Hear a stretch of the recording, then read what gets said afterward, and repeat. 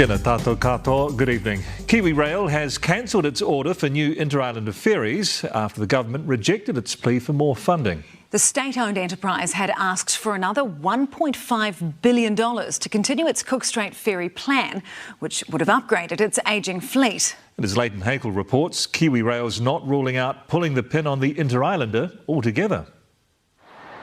It's New Zealand's Blue Highway, a crucial link between the North and South Islands, but much like our roads, the Interislander has been plagued with issues. Sort of the pothole, the biggest pothole on State Highway 1. The ageing fleet causing frequent delays, disruption and even a mayday call. But that was all set to change with new ferries on order for 2026. That was until today. Cabinet has declined the request to contribute additional funding.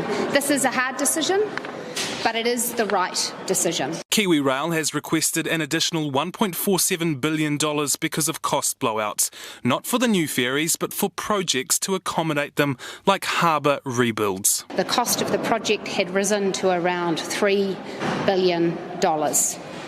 This is 4 times the cost of the project at the point the government initially signed up to. The government's decision leading to Kiwi Rail to pull the pin on the Interislander project altogether, meaning no new ferries. I'd be lying if I said I wasn't disappointed, and I know our staff and our people have been working on this for 5 years are disappointed. But with the fleet failing too often, CEO Peter Reedy won't rule out scrapping its Cook Strait crossing altogether. We've got to now look at options for the future, and that's Monday's job.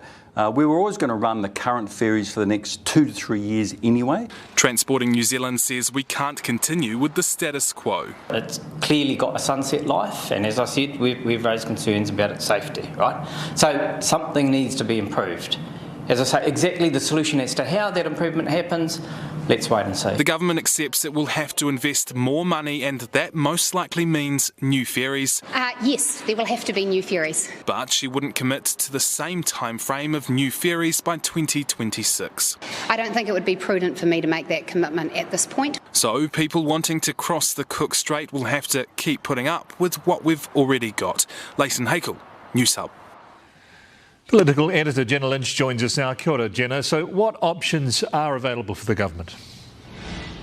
Everything is back on the table apart from these massive, expensive vessels. Basically, as Nicola Willis put it to me, the scuppered project was like the Ferrari, but there are still a bunch of other cars in the garage. That could look like still building new ferries, but smaller ones, more like replacements for the ones that we've already got. She's also considering second-hand ferries. But there is a massive ideological debate that is about to happen between the governing parties over whether or not the new ferries are to be rail capable. New Zealand First successfully pushed for rail capable ferries when it was last in government with Labour, but that was part of the reason that this cost blowout happened. They needed to upgrade all of the infrastructure. 80% of it was port costs to get these up to scratch for the new ferries, and Nicola Willis isn't ruling out rail capable ferries, but she's not promising them either. In some people's eyes, that amounts to the question, is this the end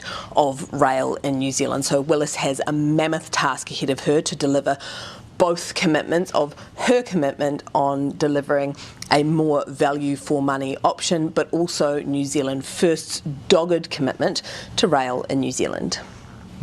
Jenna, tēnā koe.